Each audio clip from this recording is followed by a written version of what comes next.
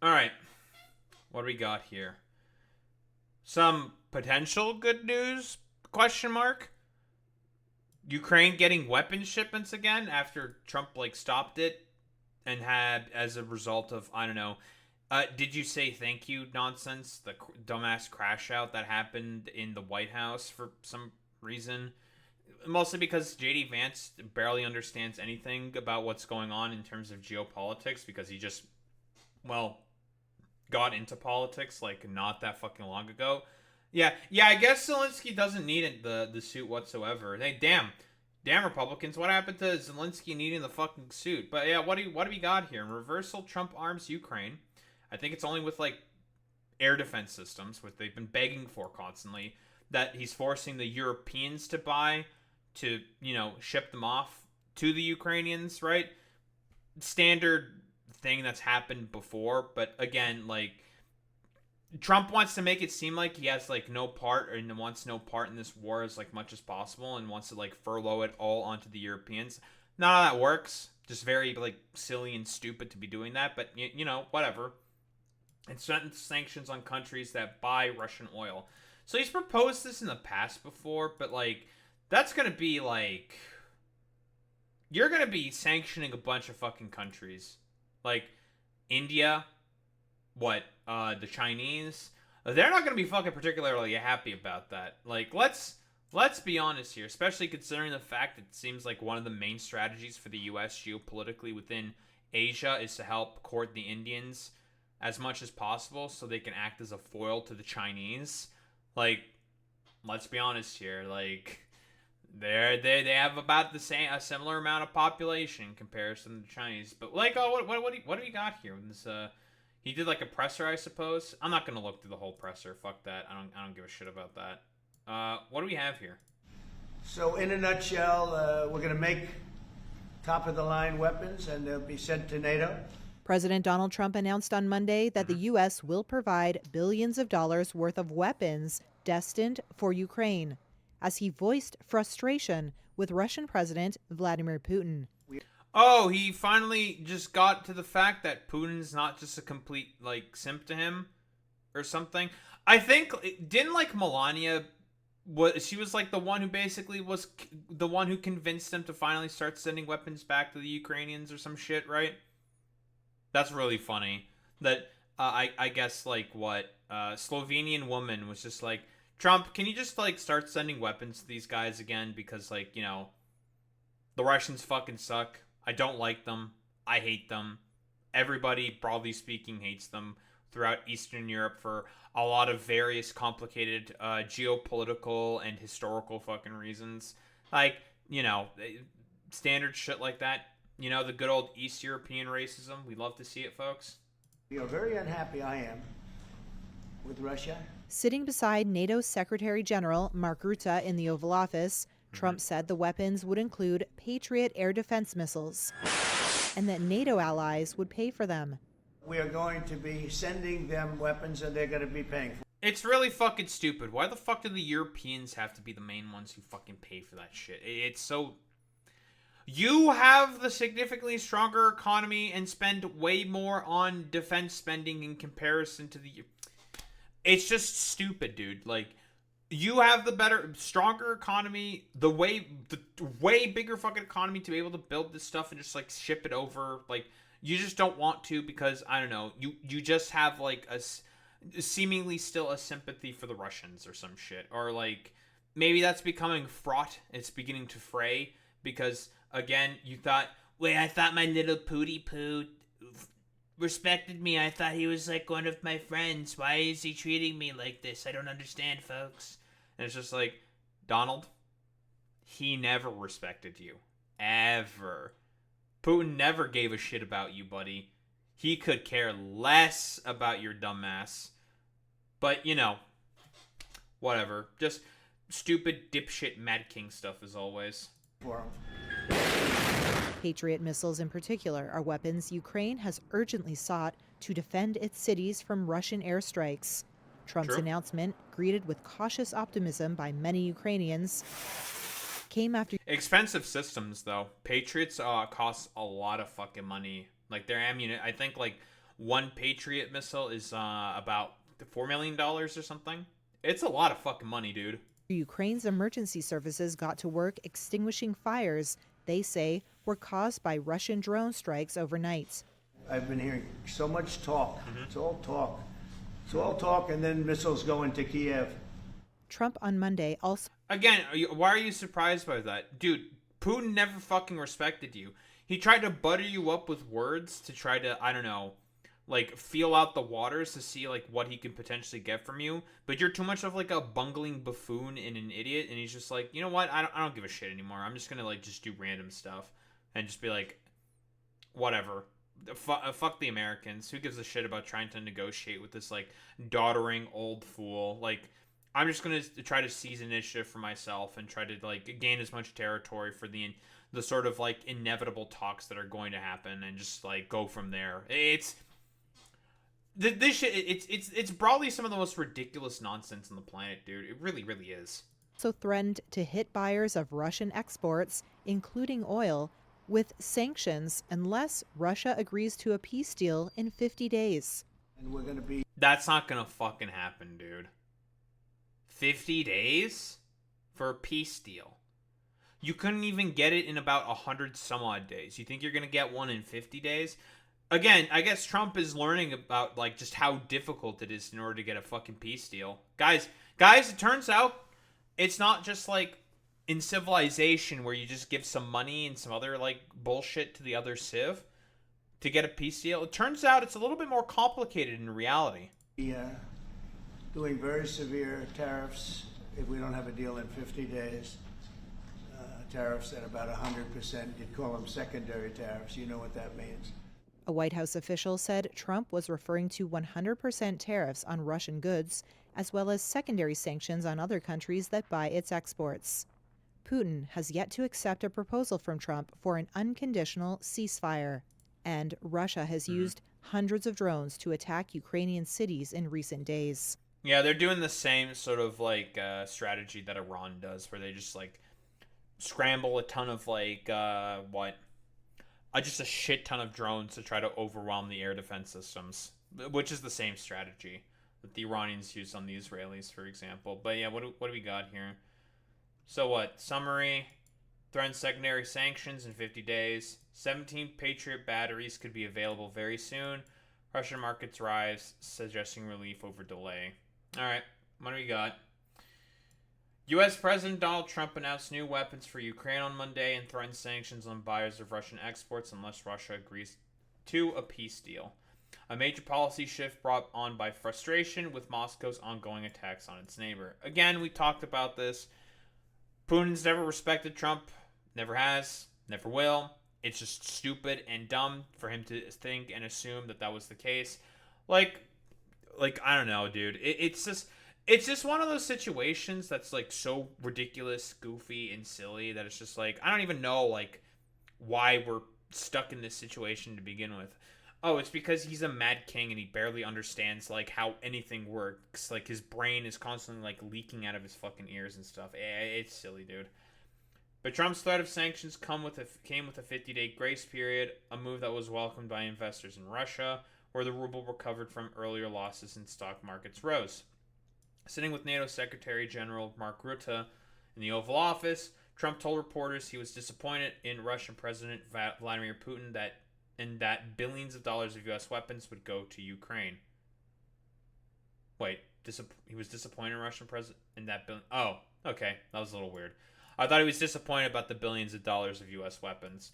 Dude, it's like one of your main fucking exports. Listen, you want to make money in America? Okay, just sell a bunch of weapons. Easy stuff. We're gonna make top-of-the-line weapons, and they'll be sent to NATO, Trump said, adding that Washington's NATO allies would pay for them.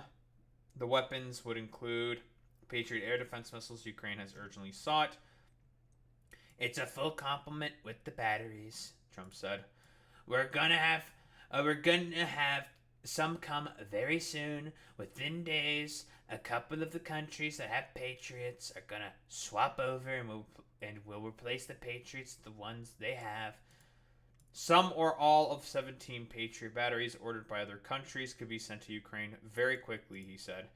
Rutte said Germany, Finland, Denmark, Sweden, Norway, and the United Kingdom, the Netherlands, and Canada all want to be a part of rearming Ukraine. Well, the main problem that the Ukrainians are generally having is partially with just mostly air defense weapons, but I think it's mostly infantry, right?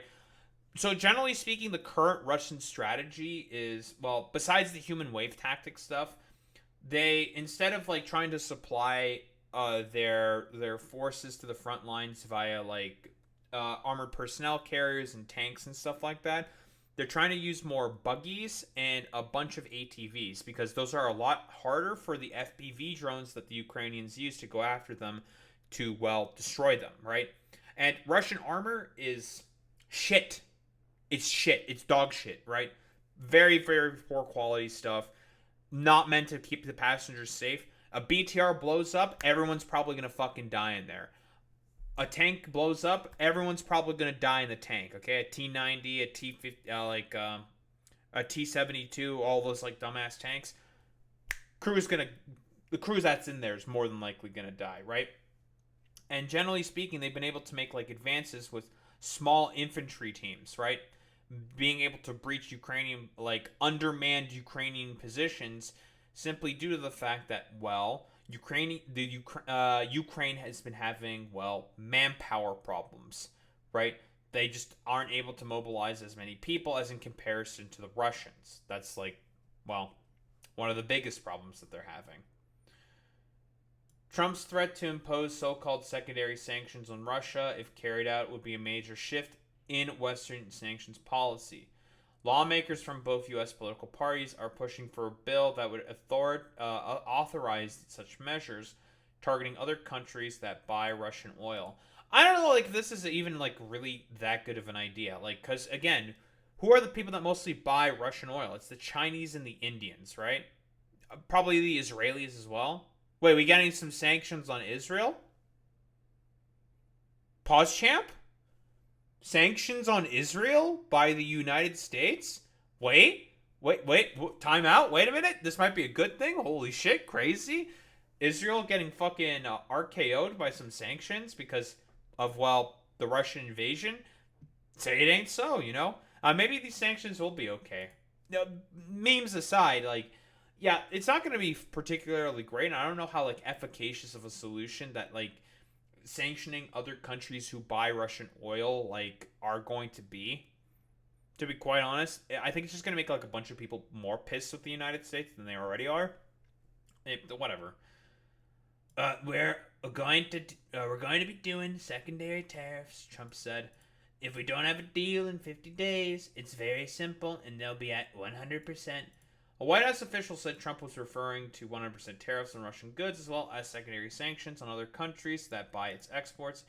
85 of the 100 U.S. senators are co-sponsoring a bill that would give Trump the authority to impose 500% tariffs, Jesus Christ, on any country that helps Russia. That's going to target specifically China.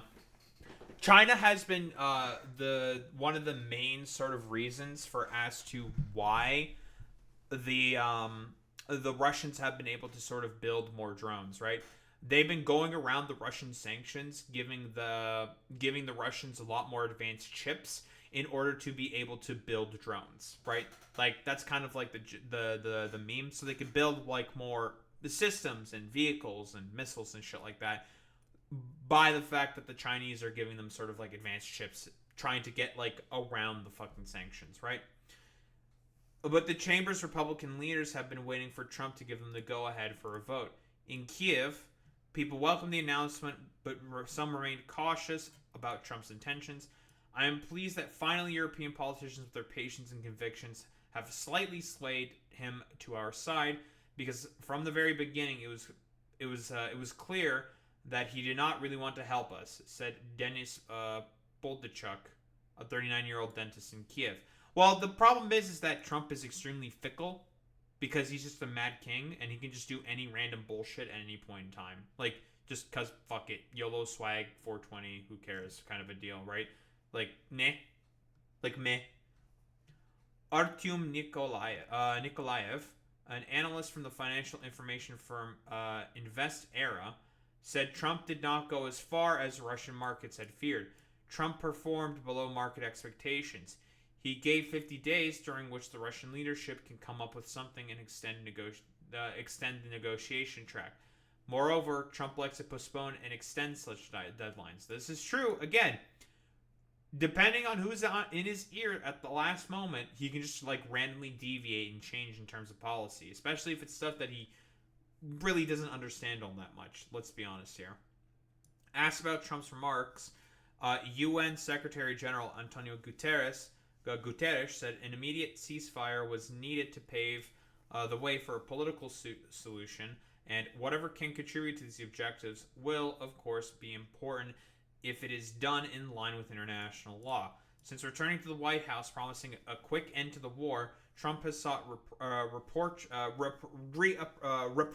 rapprochement. I was having so much trouble with that word, Jesus. With Moscow, speaking several times with Putin. His administration has pulled back from pro-Ukrainian policies such as backing Kiev's membership in NATO and demanding Russia withdraw from all Ukrainian territory. Yeah, because again, his base is sympathetic to the Russians because he's a fascist freak, and he likes the fact that Putin compliments me. He says I'm a good boy. He says I'm one of the best boys, you know? But Putin has yet to accept a proposal from Trump for an unconditional ceasefire, which was quickly endorsed by Kiev. Recent days have seen Russia use hundreds of drones to attack Ukrainian cities. Trump said the shift was motivated by frustration with Putin, who talked about peace but continued to strike Ukrainian cities. Yeah, so he can dupe fucking morons like you. I don't want to say he's an assassin, but he's a tough guy, he said. We actually had probably 4 times the deal. That's a sentence. And then the deal wouldn't happen because bombs would be thrown out that night, and you'd say, we're not making any deals. But again, Trump, he doesn't respect you, right? And they're still technically at war, right? They can still bomb the shit out of each other while negotiations are going on, right? Like, it's really, really fucking stupid. Whatever. Yeah, it's a good point, Boy Meets Mini. So now we're going to send billions making new weapons for Ukraine when he complained about Biden sending weapons. Fucking idiot. Yeah, he's just an idiot, man. Like, it's really, really fucking stupid, man. Last week he said, we got a lot of bullshit thrown at us by Putin. U.S. Senator Jeanne Shaheen, the top Democrat on the Senate Foreign Relations Committee, said Trump's announcement was positive but overdue, and he needed to commit to a sustained flow of security assistance to Ukraine over the long term if he wanted to Putin to negotiate and the war to end. Sure, man. Ukrainian President Volodymyr Zelensky had talks with Trump's envoy Steve Kellogg on Monday. Zelensky said they discussed the path to peace and what we can practically do together to bring it closer, including strengthening Ukraine's air defense, joint production and procurement of defense weapons in collaboration with Europe. An air raid summit was declared in Kiev shortly after Zelensky's talks with Kellogg. Separately on Monday, Zelensky said he would replace his long-serving Prime Minister Denis Shmyhal with Shmyhal's first deputy, Yulia Svyardenko, an economist who played a key role in negotiations between Kiev and Washington on a minerals deal. Her appointment will require parliamentary approval. And then Russia began its, invasion of... blah, blah, blah. They're talking about the, sort of overall shebang that's been going on with the war. Lovely. Very cool. Got an Aaron Rupar clip. What we have here? Why are you giving Putin 50 more days? Well, I've been just really involved in this for not very long. It wasn't an initial focus. This is a Biden war. This is a Democrat war. All right, so the war with the separatists has been going on since 2014.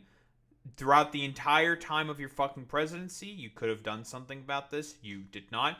You've bragged before about sending Ukrainians weapons. So again, this is about as much your war as it is the Ukrainians or Biden's fucking war in terms of sending weapons.